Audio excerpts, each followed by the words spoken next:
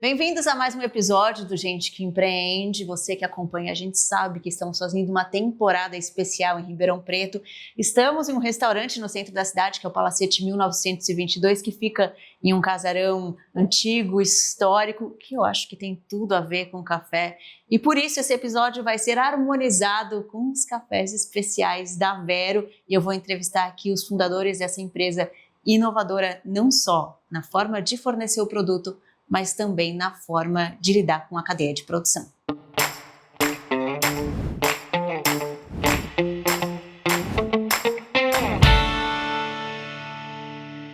Gabriel Varrufini e Rodrigo Saraceni, muito obrigado por vocês estarem aqui. Tenho certeza que vai ser um papo incrível para a gente falar de inovação, não só no produto, mas também na cadeia, falar de empreendedorismo de impacto, de propósito. Muito obrigada por estarem aqui no Gente que Empreende para compartilhar a história de vocês. Um prazer. Obrigado pelo convite e pela oportunidade de falar mais sobre a Vero. E, gente, antes da gente partir aqui pro papo, não esquece de comentar, de curtir, isso é importante pra gente. Compartilha também com outras pessoas que têm interesse em conhecer essa história, querem empreender, querem conhecer mais sobre empreendedorismo, sobre inovação. É muito importante pra gente conseguir chegar a mais pessoas. Vamos pro nosso papo, então, né? Eu quero saber lá do início como surgiu a Vero. Gabriel é filho de cafeicultores, né? Sim.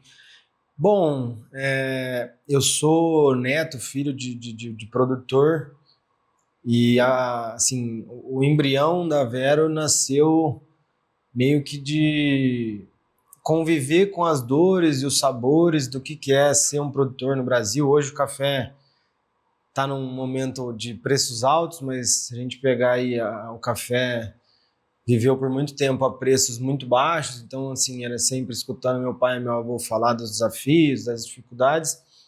E na época eu fazia engenharia, eu larguei a engenharia, fui estudar café especial, depois fui para a Austrália trabalhar um pouco com café. Quando eu voltei, eu quis empreender, né? Falei, agora eu acho que eu consigo propor uma solução diferente nessa cadeia. Então a Vero ela começou como uma plataforma de relacionar produtores de café para a gente tentar exportar. Só que esse projeto não deu certo na época, ele, inclusive o que eu te falei que foi incubado na USP e tal, e aí a gente mudou o modelo de negócio, porque num certo momento eu tinha um relacionamento com um monte de produtores que eu vinha conhecendo.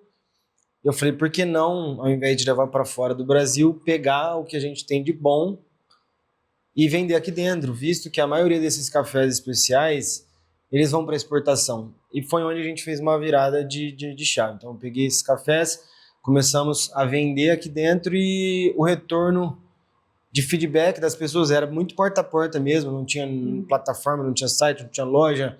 Era vendendo no boca a boca, o pessoal adorava o café e falava, quero mais, quero mais. E nessa visão de trazer uma coisa diferente, falamos, então, já que o pessoal gosta do café, por que não fazer isso de uma forma inovadora, diferente, envelopar isso? E foi aí que veio a ideia do clube de assinatura, porque o propósito por trás disso, que era? Eu não quero simplesmente comprar aquele café apertando o produtor. Eu preciso trazer ele para o jogo como sendo o protagonista que ele realmente é, né? Que eu via meu pai, meu avô. Então, a ideia era trazer o produtor com nome, sobrenome, rastreabilidade e tentar remunerar esse produtor de uma forma diferente do que acontecia na época. Então, assim, a Vero ela nasceu dessa mudança e desse nosso propósito de fazer uma releitura, uma forma mais equilibrada de trabalhar a cadeia de valor do café brasileiro, trazendo o produtor como protagonista junto com a gente. E eu falei que o nosso papo ia ser harmonizado com café, né? A gente tá aqui tomando um café. Saúde! Saúde! E vocês começaram numa época em que não se falava tanto de café especial aqui no Brasil. Porque tem uma questão, né? Você falou, os cafés de qualidade, os cafés especiais vão para exportação. A gente não tinha esse hábito aqui, né? De tomar um café de maior qualidade, essa coisa que a gente tem hoje muitas pessoas têm o ritual de coar o café, Sim. acaba sendo experiência. Vocês começaram antes disso, então teve um processo também de educar o consumidor. Acho que o maior desafio nosso hoje é a partir de educação. Eu posso falar porque eu não venho do meio do café. O Gabriel lá em 2019 ele já conhecia, né? Para mim era tudo muito novo, ou se a gente quisesse café especial, ou era muito caro, ou você não encontrava. Então, até um dos propósitos, quando a gente começou, a gente usava o termo democratizar o café especial. Não só financeiramente, mas acessibilizar esses cafés para mais pessoas, né? Então, hoje já é uma outra realidade, né? Hoje, aqui em Ribeirão, principalmente, já existem várias cafeterias que trabalham café especial. O público busca por variedade, né? Por qualidade. Então, a gente foi evoluindo junto, né? E hoje se fala mais disso, né? É mais habitável esse lugar. O produtor, ele tem essa consciência, ou tinha na época que vocês começaram, essa consciência do café especial? Então, quando a gente, assim, porque o café especial, apesar de a gente estar num outro momento hoje, ele ainda não é mais mato, mas a gente ainda está construindo um mercado. Então, assim, a gente tem um mercado em crescimento, em amadurecimento, e todos os atores que estão ali dentro, eles estão evoluindo. Então, trazendo a visão de que todos esses atores da cadeia eles estão amadurecendo junto com esse mercado, por exemplo, alguns paralelos que a gente faz do produtor. Continua tendo muitos produtores que não têm visão nem do próprio café. Então, assim, tem gente que às vezes a gente escuta, conhece, pega amostra de produtores que não sabem o potencial do seu próprio café, até produtores que a gente conheceu lá atrás, que estavam começando a vender os seus primeiros lotes de café especial e hoje, sim, já construíram nome, já tem acesso. Então, assim, o produtor ele está amadurecendo, mas assim como o consumo do café especial é redondando 5%, 6% do volume, que a gente, o volume de produtores conectados com isso, propriamente focados nesse espectro do café especial, ainda é pequeno, perto do potencial que a gente tem dentro do Brasil, sabe? A gente produz muito café especial, o café do Brasil é muito bom, aqui no mundo, enfim. Mas eu acho que o conhecimento sobre isso e sobre as minúcias, ele precisa avançar muito ainda. Então, assim, a gente tem muita coisa para construir. E educar é o grande desafio. Tanto o consumidor quanto o próprio hoje, produtor. acho que a maioria dos produtores assim, que a gente visita, muitos são a primeira venda de café especial, por exemplo. Né? Mas no começo ele era praticamente todos. Hoje já não tanto, mas assim, são muitos que estão fazendo a primeira venda de café especial, estão sentindo de fato o retorno financeiro, né? E também o reconhecimento pela qualidade do café. Eu vejo assim, o cara que está produzindo café especial, das experiências que a gente teve, ele é meio que o louco da região dele, porque ele começa a fazer, eu não sei os números exatamente na produção, mas vamos supor, o café tradicional, o tempo dele no terreiro é X, o café especial é 3X, então assim, ele demanda mais esforço, mais tempo, mais atenção. Então o cara que está fazendo isso, a região fala, você é maluco, você está gastando muito tempo, só que a hora que ele vende a saca dele por 3X do valor, a região começa a ver que isso dá retorno para a propriedade e dá um reconhecimento para a região. Aí começa a se alastrar quem quer produzir café especial para também ter retorno. Mas isso também tem a ver com o fato de vocês estarem presentes, por exemplo, no contato com esse produtor que faz o café especial. Meu pai teve uma propriedade de café no sul de Minas, em Paraguaçu. Legal. Isso início dos anos 2000, acho que 2005, talvez, por ali. E meu pai tinha já essa ideia de que a gente precisa produzir o café com qualidade, não dá para ser qualquer coisa. Mas eu acho que tinha uma dificuldade de, na hora da venda, também ter esse retorno, sabe? Então, assim, por mais que ele tivesse uma preocupação, quisesse fazer diferente, eu lembro que ele investiu muito, era uma propriedade que ele comprou, o terreno não era cimentado, ele acimentou o terreiro, colocou um negócio de, não vou saber o nome, mas um negócio lá diferente para secagem do café.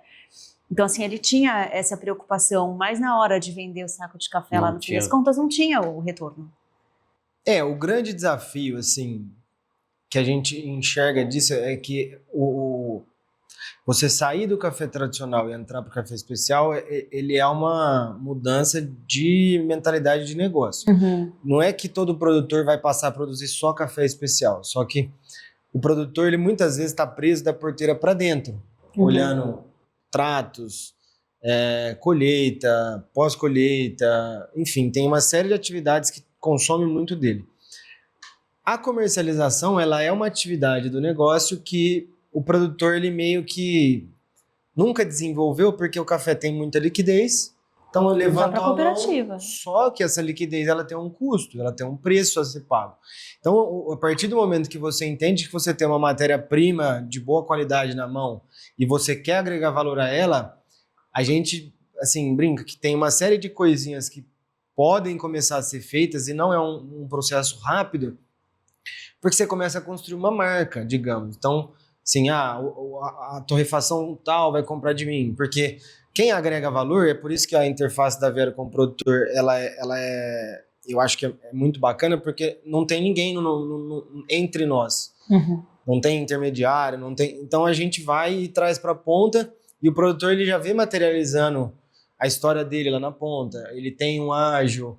Então, assim, nesses desafios de como concluir essas vendas, ele precisa colocar um pouco de esforço, e aí, assim, sair da porteira é um pouco de desafio para o produtor, principalmente os pequenos. E isso que eu acho que é o interessante. Então, para um cafeicultor fazer essa transição que você está falando, vocês, de certa forma, para quem fornece para vocês foram fundamentais para eles fazerem essa virada de chave, né? Sim.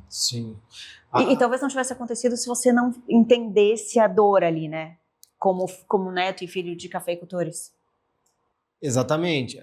É que a gente estava até falando antes que, assim, a forma como a gente entrou operando, assim, lá atrás, ela era muito diferente, porque, assim, a gente já chegou a pagar, por exemplo, 150% a mais por uma saca de café. Para quem olha uma circunstância como essa, hoje não. Hoje, assim, é muito mais difícil. O café subiu absurdamente o preço, a gente está no café mais caro da história, mas a gente pagava mais. Então, assim, quando a gente chegava e fechava o ciclo para o cara ali, ele falava, opa, por isso que tem uma importância grande nessa conclusão do negócio, porque se ele produz qualidade e não vende qualidade e troca isso por dinheiro e por reconhecimento, ele vai perder o incentivo de trabalhar nesse mercado. Então, assim, é uma série de desafios que ele cumpre, e a Vero chegava e fechava esse ciclo. Pô, então é possível vender o meu café melhor do que, assim, a média tá fazendo. Então, eu acho que esse é um incentivo, e a gente acabou virando uma vitrine também para o produtor, porque a gente constrói material, a gente divulga a história, a gente divulga o trabalho, então, assim... A gente tem até aqui, né, uma embalagem que é da assinatura de vocês, né? Exato. E ela tem o nome aqui de quem é o produtor, a região, né? Exatamente. Vocês fazem isso e no site de vocês tem as histórias, né? A gente... É uma coisa que é meio que negociável, são as visitas. A gente vai em todos os produtores, né? A gente grava ali o conteúdo, porque a ideia é que o próprio produtor conte a história dele para os nossos assinantes, né? Para o público final. Então, assim, a forma, além do reconhecimento financeiro, a gente dá visibilidade para esse produtor, né? A gente, nas nossas embalagens, igual você falou, todas as informações, vai na box um cardzinho com toda a experiência, tanto sensorial do café quanto da história do produtor. Então, assim, é uma forma de materializar essa conexão que a gente faz, né? Através do clube de assinatura. Muito bom. E aqui explica um pouco também sobre como vocês fazem a curadoria. Vocês selecionam esses produtores? Exatamente. Assim, a nossa curadoria, ela é bem criteriosa. Então, assim, o café, eu não vou entrar muito em detalhes, mas ele existe uma escala de qualidade. Então, o café especial, dentro dos parâmetros atuais, ele é um café acima de 80 pontos. A gente só trabalha com cafés acima de 84 pontos. Então, assim, são cafés realmente bem diferenciados, que têm muita qualidade, e não basta ser um café bom. Então, assim, a gente gosta de conhecer a história do produtor, a gente vai lá pegar na mão dele, rodar a lavoura, rodar o terreiro, sentar e tomar um café junto, escutar. É claro que assim, a nossa estrutura hoje, assim, a gente gostaria de fazer isso com muito mais produtores. E a nossa estrutura permite que a gente faça isso um produtor por mês. Então, ao longo do ano, são 12 histórias, 12 produtores, 12 regiões, 12 famílias. E a gente está trabalhando agora, assim, para ampliar. Então, a gente faz hoje microlotes. Por exemplo, aquele ali é um microlote, que ele é mais uma opção dentro da nossa loja, que não está vinculado na assinatura, mas a pessoa pode entrar lá e comprar, e aí a gente aumentou o leque de possibilidades. Então, hoje a gente compra de mais produtores e, assim, ao longo dessa empreitada, já foram mais de 120 histórias contadas e produtores que passaram pela nossa curadoria, enfim. E vocês têm histórias que vocês guardam no coração? Assim, nossa, eu lembro daquela história daquele produtor, ou é impossível? Eu tô com aquela da Magda. Tem algumas teve várias, que né, que marcaram. Tem muita história bacana, porque uma das coisas que eu mais gosto, e é uma frase que a gente fala desde o começo, fazendo um link com as histórias, assim, se a gente conseguisse transmitir dentro da nossa caixinha, que é a nossa assinatura, que vai todo mês, o que é você chegar na casa do produtor e ele fez uma mesa de pão de queijo, queijo curado, aquela coisa tradicional da propriedade de café brasileira, sabe? Então, aquela recepção calorosa. Se a gente levasse metade dessa experiência para dentro da nossa caixinha, cara, a gente ia dominar o mundo. Porque nada se traduz o quão gostoso é você estar ali naquele momento, escutar uma história, assim, ser uma interface de alguém que está realmente se esforçando para fazer um trabalho diferenciado. Então, assim, todas as histórias foram muito legais, mas a gente tem as nossas que acho que são mais marcantes, né? A minha, por exemplo, eu falei, eu não venho do mundo do café, então a primeira vez que eu tive contato, de fato, foi a nossa primeira visita, que foi na Maristela, lá no Paraná. E eu que filmava, fazia foto, o Gabriel era o entrevistador, né? E a gente chegou lá, as filhas que receberam a gente e tal, e contaram uma puta história, e se emocionaram falando dos pais. Aí depois os pais chegaram, e eu não gravei, não tirei foto, não fiz nada. Aí eu falei, bom, vamos gravar agora. Aí gravamos, ficou assim, meio travado as coisas. Aí eu falei pro Gabriel, nossa, se a gente conseguisse transmitir 10% do que a gente passou aqui, o negócio vai sozinho, sabe? Esse é o maior desafio hoje, transmitir exatamente o que a gente sente na ponta. Porque cada história é uma história, nenhuma é parecida com a outra, cada produtor tem um perfil. E a gente fala às vezes muito, né, de agronegócio e tudo mais, né? Enfim, eu acho que eu entendo que tem setores diferentes, grandes empresas, né, pequenos e tal. Mas é um setor de muita batalha, né?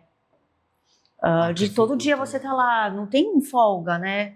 Se você tá com café no terreiro, é todo dia que você vai estar lá, né? Aí chove, aí não sei o quê, aí transtornos e acidentes, imprevistos que acontecem no caminho. É uma vida de muita batalha, né? E às vezes a gente consumindo aqui, né? Então a gente na cidade, consumindo o café que a gente vai lá no supermercado e compra, não sabe nem de onde veio, né? Sim. Então a maioria das coisas que a gente compra e consome, a gente não sabe de onde veio, né? Quem que produziu aquilo, né? Quem que tá por trás daquilo? Tem gente batalhando para que a gente tenha acesso, né? Então, realmente, essa conexão é interessante e eu acredito que é muito importante para a gente ter consciência também do que a gente está consumindo, né? Juliana, eu acho que você trouxe um ponto que é uma provocação, sim, que a gente sempre faz no sentido de isso talvez tenha um parênteses no que eu vou falar, que assim, esse não é um produto que ele é para todo mundo, mas eu acho que todo mundo que puder consumir mais consciente, você tem um ganho na cadeia de valor como um todo. Então, esse processo de você saber, por exemplo, da onde vem o meu alimento, porque o café ele é um alimento. Então, a gente sabe, quando eu vou num produtor, eu sei até qual pedacinho do talhão ali da fazenda dele, qual talhão que saiu aquela variedade, aquele lote que a gente está pegando. Então, assim, a rastreabilidade ela é completa. Eu acho que isso é muito importante num viés do alimento, sabe? Porque é realmente um desafio muito grande produzir um produto de qualidade. Então, quando o produtor vai e faz um produto de qualidade, ele chega lá na ponta com alguém levantando a bandeira dele, assim, a gente viu que Essa era uma dor também do produtor, sabe? Não era só, eu quero ganhar mais pelo meu lote. Reconhecer financeiramente é o que para o negócio dele em pé. Agora, o produtor, ele é uma marca, ele é uma instituição, ele é uma empresa que está, assim, trabalhando para buscar excelência. Então, lá na ponta, a gente tem uma outra máxima, que é o café com nome, sobrenome e história. Então, assim, dentro do Clube Vero, isso é muito criterioso no sentido de precisa estar 100% rastreado, porque todo esse desafio, todo esse trabalho imenso que tem por trás, ele precisa ser reconhecido, sabe? Então, o reconhecer tem um café aqui de 86 pontos, ela é da família tal, que trabalhou desse jeito, desse jeito, para chegar até a sua xícara, uma coisa hiper diferenciada, sabe? Sabe uma coisa que é interessante, que eu acredito que vocês fazem isso antes do que essa empresa de chocolate, que hoje faz isso com cacau, né? Sim. Você vai na loja, ela conta as histórias do... Interessante ver uma grande marca, de certa forma, fazendo o que vocês já estavam fazendo com café, né? Sim. Gera valor na ponta. Então, assim, se a gente fosse pensar, por exemplo, a gente vê hoje o queijo acontecendo isso, o azeite acontecendo isso, vários produtos, porque a gente tem uma coisa por trás lá, que eu acho que foi talvez a cadeia pioneira nesse ponto, o vinho, né? O vinho, ele meio que desenhou isso e formou grandes empresas agrícolas ali por trás de um nome. Então, assim, é muito legal ver esse movimento acontecendo em outros setores também, que são importantes. A gente dá rastreabilidade para quem realmente merece, acho que muda o jogo, sabe? E como que a gente compra o café da Vero? Tem a assinatura? Hoje a Vero, assim, o nosso principal unidade de negócio é o clube de assinatura, né? Ele está mais consolidado já há 7 anos, vai fazer 7 anos agora em março. Então a gente tem a linha de curadoria, que ela engloba a parte da assinatura, para quem quer cafés mais exóticos, cafés inéditos. Isso é pelo site, né, vero.com.br. Você escolhe lá o plano anual, mensal, grão, moído ou cápsula, e a quantidade que você quer receber. E todo mês vai um café diferente na sua box, contando a história desse produtor, né, os conteúdos referentes àquele café. Então, uma experiência para quem quer experimentar cafés diferentes, né? São cafés do Brasil inteiro. E aí a gente também lançou recentemente essa linha Todo Dia, que é um baseado em 3 sensoriais mais consumidos, que é o chocolate, caramelo e frutado. Essa é uma linha que tem para vender no nosso e-commerce e em breve em mais lugares físicos para comprar.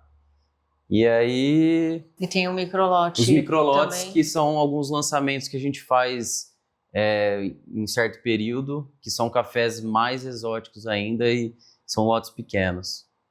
E tem um ponto importante do que vocês fazem, que é a construção de marca e o relacionamento ali com o consumidor também, né? Porque para você valorizar o café, esse contato ali, ele é importante, né? Sem dúvida.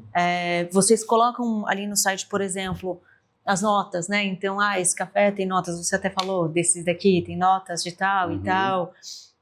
Vocês sentem que o consumidor, nesse sentido, se sente valorizado, se conecta mais com a marca?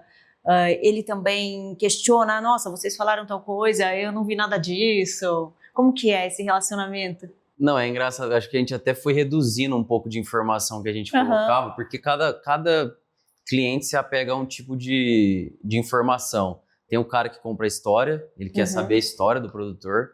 Tem um cara que compra a nota, igual ele falou da escala lá, que é 84 pontos. Tem um cara que se apega à nota, mas não necessariamente um café 86 vai ser muito melhor que um de 84. É uma avaliação que é feita e pontua. Tem gente que se apega ao sensorial, então eu quero um sensorial diferente, independente do qual é o produtor, qual que é a pontuação. Tem o cliente que busca variedade, então Catuaí, Catucaí, que são as variedades do café. Tem gente que busca isso, então assim, é difícil agradar todo mundo, né? A gente tenta, dentro do possível, originar cafés que vão atender a certos públicos, né? Mas assim, cada cliente se apega a uma coisa. E assim, uma diferença, por exemplo, de forma de relacionar, por exemplo, o clube de assinatura, a gente tem uma comunidade. Então assim, hoje são mais de 5.000 pessoas na nossa... Todos os meses recebem os nossos produtos, as nossas seleções. Então, assim, essas pessoas, elas interagem, como o Rodrigo trouxe, cada uma mais à sua maneira, sabe? Então, não gosto, mas no final, eles meio que eles são uma parte fundamental desse negócio. Então, é diferente o relacionamento que eles têm com a gente, a proximidade de mandar um feedback, de receber um retorno no feedback, de uma implementação que a gente faz dentro do nosso produto, do nosso ecossistema, do que um café que está no supermercado, entendeu? Então, assim, essa proximidade de... igual, a gente está agora correndo atrás de um café mais cítrico, porque chega lá nos nossos feedbacks que o pessoal está com saudade de um café mais cítrico. E o cítrico, assim, ele é um sensorial diferente. Então, provavelmente ele vai agradar muito essa galera que está querendo, e talvez não tantos. Mas a curadoria e o que a gente faz nesse sentido é mandar sempre um café muito bom, e tem hora que você vai gostar muito mais, às vezes menos, mas a gente fala, desbravar o café brasileiro sem sair da sua casa, entendeu? Então, você vai conhecer todos os sensoriais, todas as regiões produtoras, sem sair de casa. E hora você vai amar, hora você vai gostar menos, e aí você vai falando pra gente, tipo, tá bom, tá ruim, e a gente vai aprendendo com isso e ajustando. Vocês escutam muito o consumidor e implementam coisas na empresa? Teve alguma coisa na Vero que tinha lá no começo e que vocês mudaram justamente porque vocês estavam ali em contato com os clientes e eles pediam ou eles indicavam, olha, não foi tão legal tal coisa? Tem alguma coisa que vocês lembram de ter mudado por conta do cliente? Tem coisas desde Muitas pequenas coisas. até coisas grandes. Um exemplo que é bom até, assim, a gente falar, porque as pessoas têm muita dúvida sobre o funcionamento de clube de assinatura. E uma das coisas, assim, que foram muito importantes a nível de negócio e a nível de cliente foi a funcionalidade pause. O que significa isso? Vamos supor, quando alguém faz uma assinatura, ela fala, putz, vou viajar, eu não quero receber o café porque eu não vou consumir esse mês. Então, a pessoa ficava preocupada, às vezes não vou estar em casa e tal, e às vezes, putz, eu fiquei sem tomar café um mês, acumulou. Então, o que a gente fez? Foi lá e criou uma forma dessa pessoa pular um ciclo, que é o que a gente chama de pausa. Então, ela pausa a assinatura dela por um mês ou 2, e daqui 2 meses volta automaticamente a entregar a seleção dela mensalmente. Isso, o que trouxe pra gente? A gente parou de perder clientes que as pessoas antes cancelavam, ficavam desesperadas e iam lá e às vezes cancelavam o plano justamente porque ia ficar sem consumir um mês. E para o cliente se sentir mais confortável e amparado nas demandas que ele tem do consumo, sabe? Então, assim, esse é um exemplo. Eu acho que a mais complexa para mim hoje foi a verticalização da nossa torrefação, que surgiu de uma demanda tanto para nós como armazenar esse café. Então, hoje a gente armazena o café verde e a gente torra ele sob demanda. O que no início era torrado uma vez no mês, o cara recebia com no máximo 30 dias de torra, e isso foi se tornando muito tempo para ele. Tinha gente que falava, nossa, meu café foi torrado no dia 1º, hoje é dia 30. Só que isso é extremamente fresco. Só que aí a gente verticalizou, a gente abriu a nossa própria torrefação, hoje a gente entrega café com 2 dias de torra, e a gente armazena esse café cru, então ele dura por mais tempo, a gente tem controle sobre esse estoque. Isso faz diferença no sabor do café? O tempo que ele foi torrado? Faz. Então, assim, é um dilema, né, essa conversa, porque, vamos supor, igual a pessoa que, assim, hoje a gente entrega meio que in time, mas tinha gente que queria uma torra mais fresca, mesmo ela estando com 3 semanas, por exemplo, 4 semanas. Mas faz uma diferença, porque o café, a partir do momento que ele foi torrado, ele vai oxidar. Mas, assim, no nosso entendimento como empresa e hoje uma pequena indústria e tal, assim, o café, o melhor momento de consumo dele é, assim, 1 semana, até no máximo 3, 4 semanas, depois a curva ela nunca para de descer, entendeu? Então, assim, a nível de expectativa, com 7 dias é uma coisa, com 15 dias é outra, com 20 dias é outra, com um mês é outra. Então, assim, ele fica muito bom, assim, sensorialmente vai sendo uma queda não tão perceptível, mas depois de 2, 3, 4 meses, isso se torna bem mais perceptível. Mas, assim, de qualquer forma, como a demanda existia para nós... O que vocês a gente fez? Adaptaram. Vamos adequar, e hoje eu costumo falar assim, cara, é impossível receber torra mais fresca do que a gente faz, porque, assim, consumir o café com um dia de torra nem é recomendado, entendeu? Então, assim, precisa dar um descansinho ali para ele dar uma sentada. Então, hoje a gente torra e vai. A gente achou que era um modelo que fazia sentido para nós como empresa e para o cliente final também, né?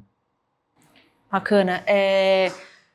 Vocês nasceram para gerar impacto, né? Especialmente ali na cadeia de produção, né, Gabriel? E a gente ainda vive hoje, e eu acredito, eu tenho a esperança, talvez de certa forma, de que a gente comece a olhar negócios de uma outra maneira, porque a forma como a gente vive hoje, fala de negócio hoje é insustentável, em diversos sentidos, emocionalmente, psicologicamente e até ambientalmente falando, né? Mas a gente tem um modelo de negócio que, em geral, ele é muito... Eu preciso aumentar a minha margem, então a matéria-prima eu tenho que pagar menos, eu vou trocar matéria-prima, né? Enfim, você sempre vai apertando ali em alguma ponta para conseguir ter um retorno maior no fim do mês, no fim do ano e tal. Vocês nasceram com o propósito de gerar valor na cadeia de produção. Teve momentos em que vocês foram pressionados por mentores ou por pessoas que queriam dar conselhos para vocês, investidores, enfim, de não dá para ser assim, vamos ter que apertar lá no produtor. Teve alguma coisa nesse sentido? E como vocês conseguiram falar, não é isso que a gente vai fazer, a gente está focado aqui no propósito? Com certeza, assim, a gente, na pandemia, eu acho que foi um bom exemplo. Agora é um exemplo onde a gente está vivenciando, mas na pandemia, assim, ainda foi... Porque o cenário era muito incerto, digamos. E aí a pandemia, ela teve meio que um período de...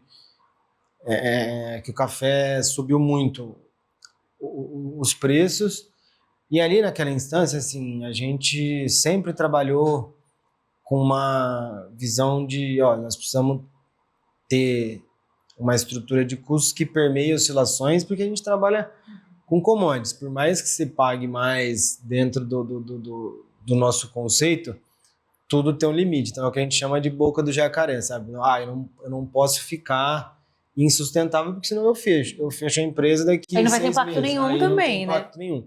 Então, assim, o que a gente sempre veio fazendo, e eu acho que essa é a maior dor de quem está construindo negócios com a nossa tese, é olhando para longo prazo. É com mais construção de valor, mais relacionamento e menos curto prazista. Porque quando o café estoura para cima, você, não tá tão bom essa estrutura. Vou ter que reduzir minha margem ou... Mexe na margem. Então, assim, é lógico que quando acontece isso, assim, automaticamente o produtor já melhorou muito, porque o café estourou muito para cima. Então, o que eu pagava 150%, assim, uma saca custava 500, tinha produtor que a gente pagava 1.200, 1.300.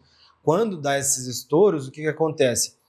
A janela de ágio, ela diminui um pouco. Mas o que a gente mantém, o que eu sempre falo, quando você se relaciona de uma forma mais equilibrada, para o produtor as oscilações vão ser menor. Então, assim, ele pode contar com uma visão mais equilibrada para longo prazo, enfim. E até nesse sentido, né? Então, assim, vocês pagam mais para o produtor. Aumentou o preço do café, vocês não vão conseguir manter a mesma diferença que vocês pagavam. Exato. Ele também vai entender, né? Isso. Porque também melhorou pro lado dele, entendeu? E no final, assim, o que a gente foi assim, entendendo é que o financeiro, ele não é o pilar principal. Então, assim, todo mundo quer ganhar mais, óbvio, mas a gente ajudar o produtor a construir a marca, a história dele, assim, o legado que ele quer deixar, talvez seja o grande pilar para o produtor de café especial. E a gente está construindo essa tese ainda, mas sim, o financeiro ele é muito importante, mas o produtor assim chega no momento que ele quer construir um legado. Então, nós somos um vetor disso. Lógico que ele tem muito mais coisas envolvidas com isso, mas a gente é um vetor de ajudar esse produtor a construir o legado, porque a gente leva essa palavra, a gente leva essa história para muita gente. Então... eu acho que a Vera ela nasceu com um propósito, e sempre vai ter um propósito. Pelo menos enquanto a gente estiver com ela em mãos, vai ser por um propósito. Então, acho que sempre teve equilíbrio, igual ele citou a época de pandemia. Época de pandemia, a gente abriu mão de reajustes de preço, porque era um momento de incerteza para o cliente, gente perdendo emprego, gente não sabia o que ia acontecer. Então, assim, a gente ficou mais de um ano e pouco, sem reajustar preço, porque a gente não quis impactar no final, ali na ponta final. Assim como um momento de alta do café, a gente conversa com esse produtor de não vamos pagar 150%, mas nós vamos pagar 20%, 25%. Assim como a gente também chega e fala para o cliente, agora a gente vai precisar reajustar o nosso preço, porque está acontecendo isso. Então, assim, sempre teve esse equilíbrio em todas as pontas para não espremer ninguém. Cada hora uma ponta tá precisando reajustar, entendeu? E transparência nas relações. Transparência, e isso acaba criando parcerias, né? Exato. Tanto do cliente quanto do produtor, do fornecedor. Com certeza. A gente precisa, essa é a minha opinião e visão, assim, quando a gente fala de negócio, que a gente precisa abrir a mente para isso, sabe? Exato. De que não é necessariamente seu concorrente pode ser seu parceiro, o seu fornecedor tem que ser seu parceiro, Exato. o seu cliente ele é seu parceiro, né? Então, essa ideia de sempre precisar ter uma vantagem ou espremer alguém de um lado para você conseguir crescer ou lucrar, precisa perder força, né? Essa nossa mentalidade que a gente tem em geral. Exatamente. De negócios precisa... Isso acaba sendo uma visão do meio que do ciclo do bem, né? Porque se a gente for pensar, por exemplo, uma ponta não pode ficar com tudo. Você desequilibra as outras. No final, por exemplo, quando a gente pega assim, esse negócio que tem uma transparência nas relações, tipo, eu preciso aumentar meu preço aqui, porque o café subiu lá, o produtor tem hora que eu tô pagando X%, tem hora que eu pago... Então, assim, você vai regulando a coisa para não destoar muito para nenhuma, e essa é a nossa tese de crescimento, inclusive, porque se esse negócio for equilibrado agora, se eu falar, eu preciso ter 100% de margem, o produtor 20%, ou o cliente pagar um valor absurdo, não vai parar de pé. Então, eu acho que esse ciclo, ele vai rodar muito bem, tendo esse equilíbrio dentre todos esses atores. Vocês falaram da pandemia, seguraram preço e tudo mais, era um momento difícil, mas vocês cresceram bastante durante a pandemia. A pandemia, por um lado, pra gente foi bom, né? Apesar do momento que a gente estava vivendo ali de muita incerteza, muitos acontecimentos negativos, né? Mas pra gente foi bom porque teve uma mudança no comportamento de compra, né? Então as pessoas começaram a optar pelo online. E quando a gente começou, hoje parece normal compra online, né? Mas eu acho que não era tão comum ali, pelo menos para o público que a gente estava atingindo. Então a pandemia veio para transformar e tudo digitalizou, né? E a gente já estava no digital. Então a gente teve um crescimento até que relevante. Mas comprar café online, né? Exato. A assinatura é muito diferente. Então, assim, vender uma assinatura é diferente de vender um pacote. Não sei, foram vários desafios, mas foi um período que ajudou a gente a consolidar, digamos, um relacionamento nessa nossa base de clientes. Foi um período complexo de crescimento? Tivemos muitos desafios, assim, a logística foi assim, orquestrar tudo isso dentro de um custo ok.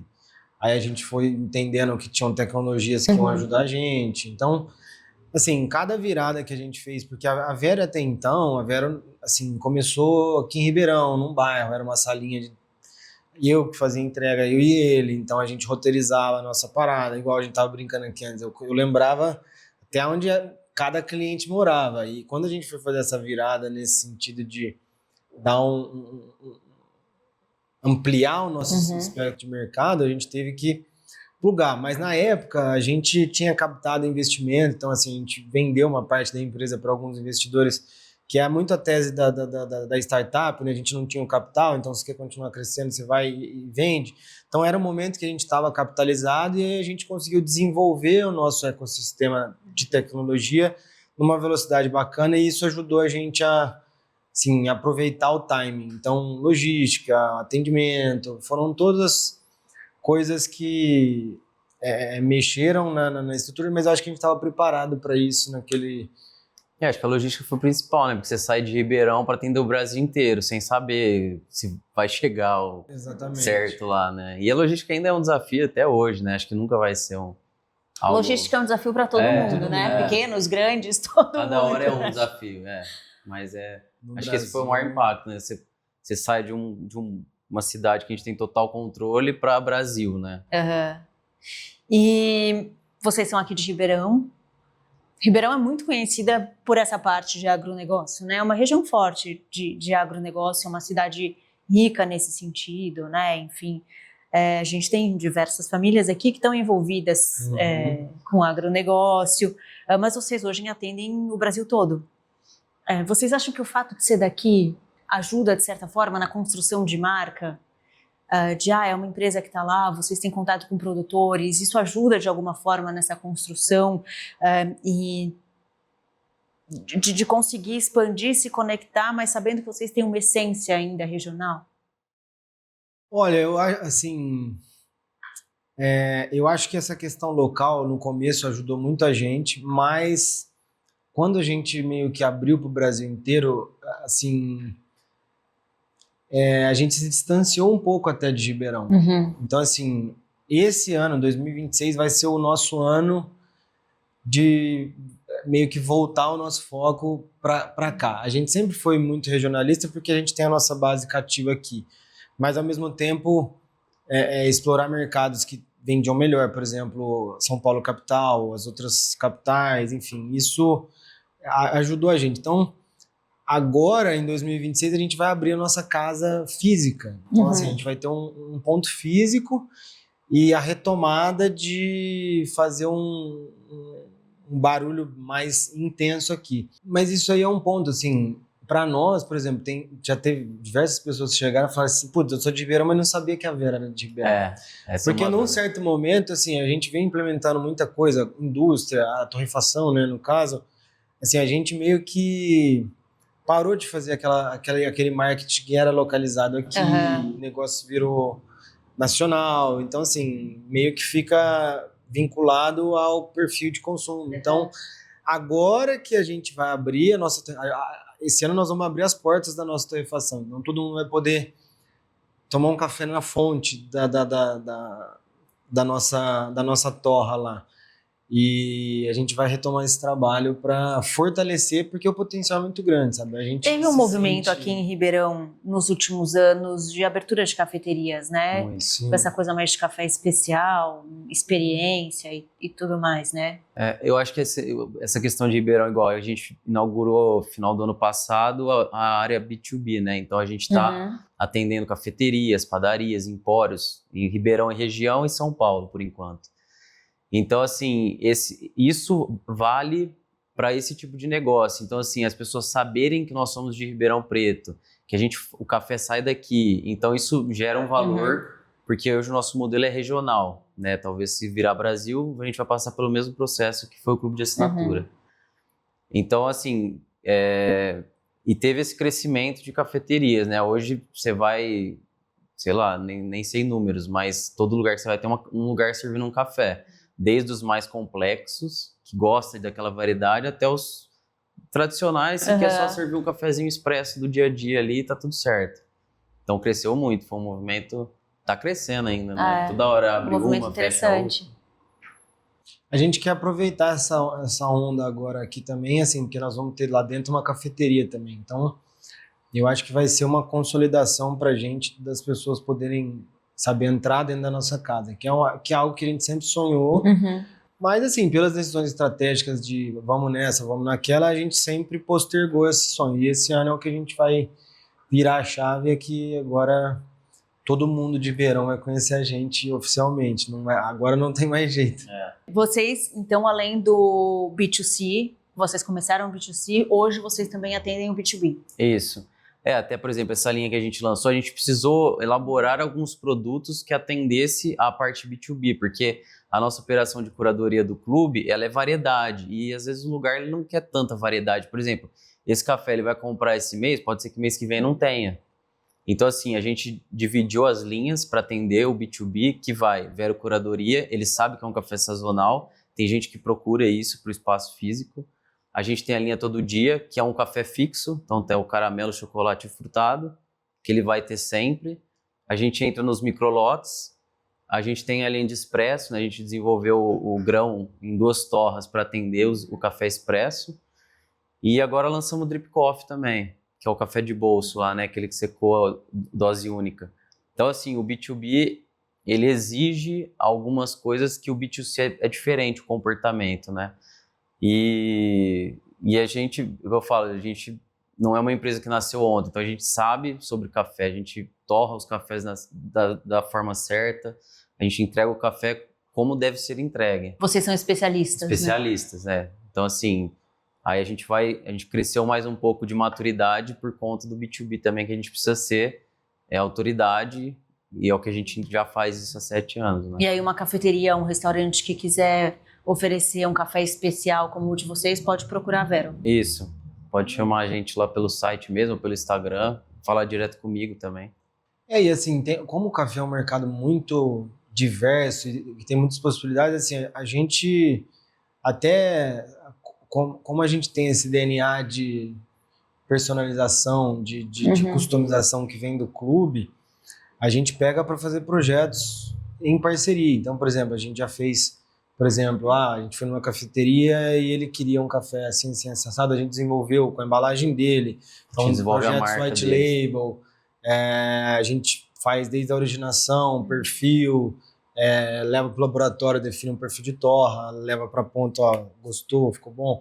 Então, assim, a gente meio que está construindo essa unidade B2B em cima também dessa demanda que a gente está entendendo e vamos captando feedback, vamos ajustando, mas a gente já meio que definiu um formato. Então, agora estamos trabalhando em expandir mesmo e o pessoal está gostando muito, sabe? Porque é o que eu falei há um pouco atrás, apesar do café especial ele ser muito mais falado hoje, ele é um mercado muito pequeno ainda no nível do consumo. Então, sei lá, de 100 xícaras que são tomadas, 10, 8, 5, dependendo da região, tem região que é de café especial, sabe? Então é muito baixo ainda, perto do que tem potencial para as pessoas descobrirem e vivenciarem uma outra experiência com o café, que é completamente diferente. O que eu posso...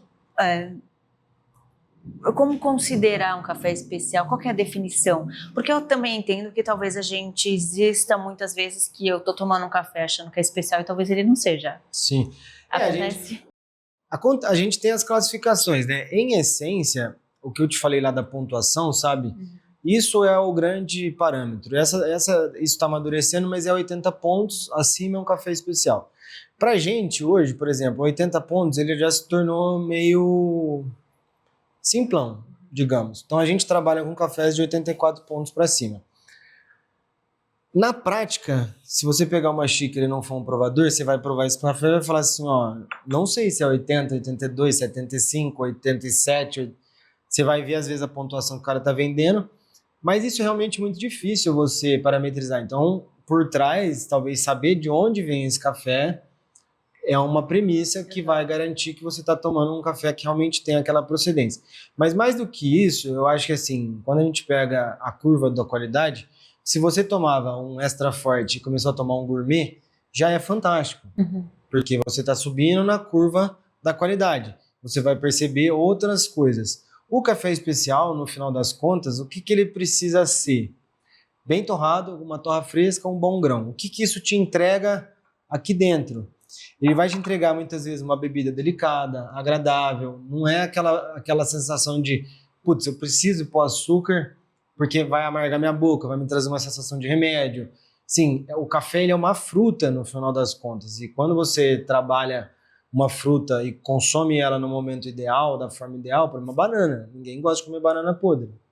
O café pior que tem no mercado, muitas vezes ele é o café podre, queimado e distribuído. Então, assim, aí tem uma série de classificações que a gente vai mexendo, mas na xícara eu acho que o consumidor tem que esperar uma bebida que agrada e que dá prazer. Ah, mas esse café é fraco. Cara, aí vai da cultura das pessoas se provocarem e encontrarem também o seu padrão, porque não é que vamos supor, vamos dar um exemplo, a cerveja especial que está um pouquinho mais madura do que o café. Não é que IPA é para todo mundo, por exemplo.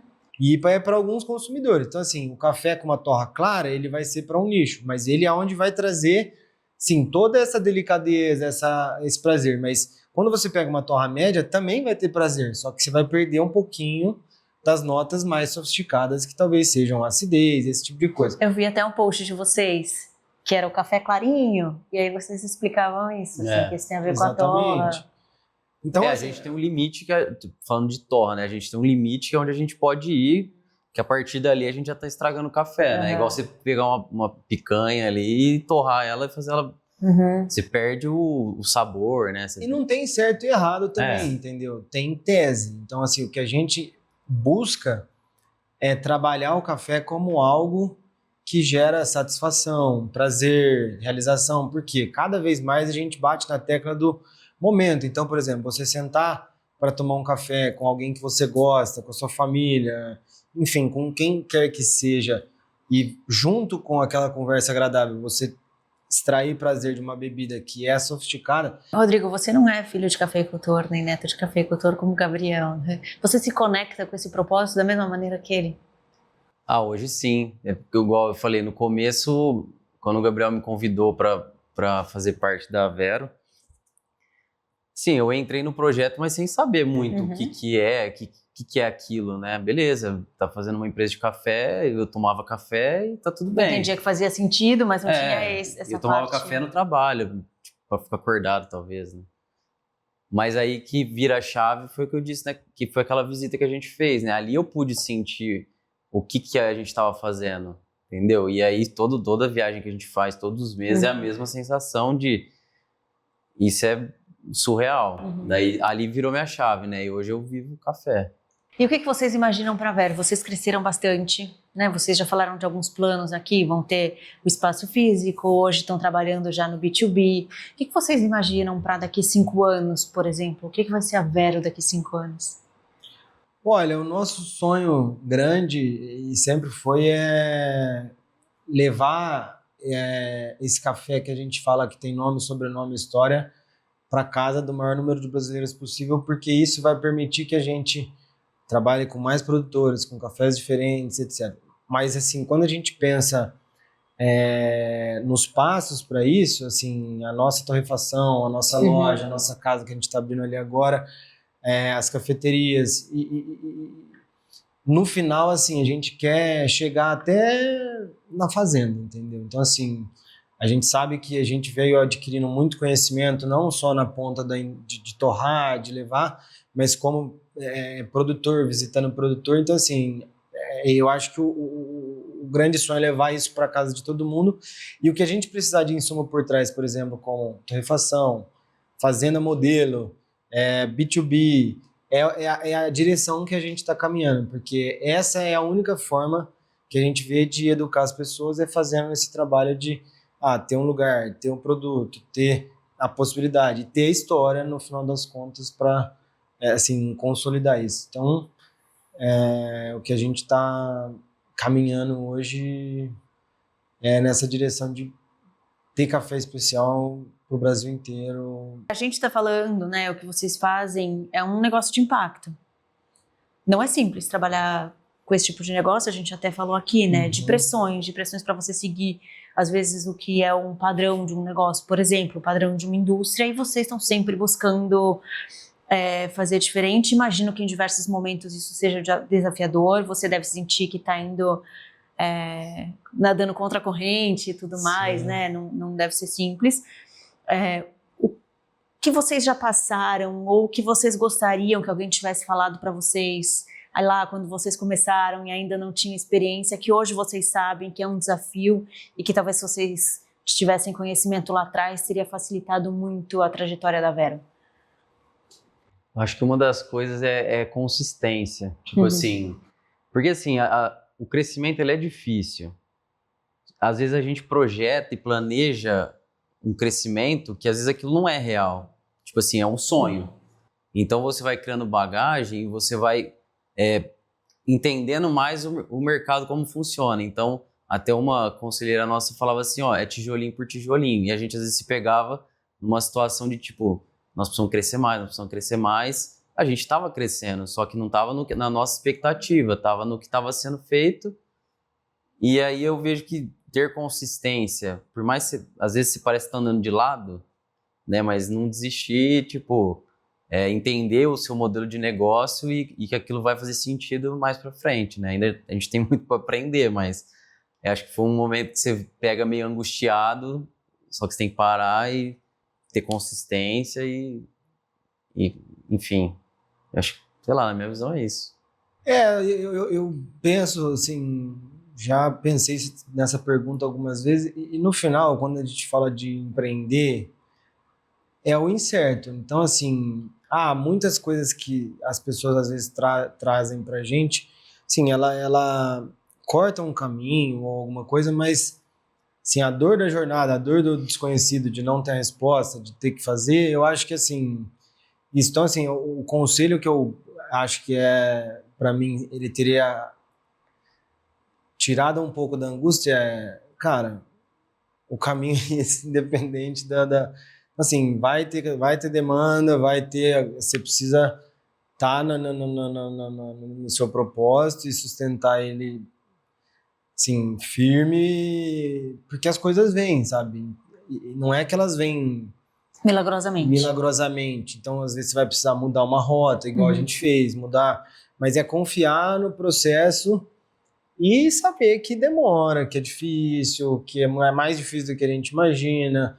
E a gente, quando está ali dentro, eu acho que talvez a grande dor seja você dar um zoom out, né? E falar, putz, não, tá bom, eu tô sofrendo muito esse mês porque as contas estão mais apertadas, tá mais difícil, mas beleza, é só um mês, sabe? Ah, vamos organizar para daqui 6 a gente tá melhor do que isso. E, assim, eu vejo dessa forma. Agora, é interessante construir um negócio. Não é fácil, mas é gostoso. Né? Para quem gosta, é divertido. É o primeiro negócio de vocês dois? O meu é. A minha outra empresa não deu certo e ela virou a Vero. Né? Mas foi uma consequência, uma pivotada. Uma pivotada. Exato. É, que o Bré é produtor também, né? Só que eu nunca trabalhei, assim, antes, até na pandemia, meu pai faleceu, e aí eu virei produtor oficialmente, porque eu tive que fazer a sucessão das coisas da minha família, que faltou o meu pai. E aí sim, hoje eu toco 2 empresas, uma agrícola, que é totalmente diferente também, né? Diferente. Que antes, quando eu comecei a Vero, eu não me envolvia nessa parte dos negócios. Assim, me envolvia até um certo ponto, mas nunca trabalhei diretamente com meu pai. É outra lógica também, né? É outra lógica de negócio. Produção rural é completamente outra lógica. Muito diferente. É um negócio, mas é um negócio bem diferente. Gente, muito obrigada. Obrigado. Poxa, bom. Muito legal. Obrigado. Prazer poder falar um pouquinho de Vero, compartilhar um pouquinho de mundo do café, né, que eu acho que é um produto super relevante na cultura brasileira, e esses espaços que a gente tem para poder divulgar e trazer a palavra do café especial são, assim, vetores, assim como a gente a gente tenta ser pro produtor. Eu acho que esse é o vetor da nossa cadeia de valor, que é poder levar a mensagem do café especial, de um café diferente, de um café de qualidade, de tudo que está por trás. Então, foi um prazer enorme estar aqui com vocês. Eu agradeço muito, eu fico muito feliz, porque a intenção é que esse espaço seja de fato um local para a gente divulgar marcas que impactam de alguma forma, né, de um jeito positivo a nossa economia, a nossa sociedade, as cadeias de produção. Eu acredito muito que a gente precisa empreender de forma sustentável, em que todo mundo consiga ganhar e tirar o seu, né, e que não seja apenas tudo à base do lucro de qualquer jeito e do crescimento de qualquer jeito. Vocês são um exemplo disso e de que é possível dar certo pensando assim. Muito obrigada por compartilhar a história de vocês. Obrigado.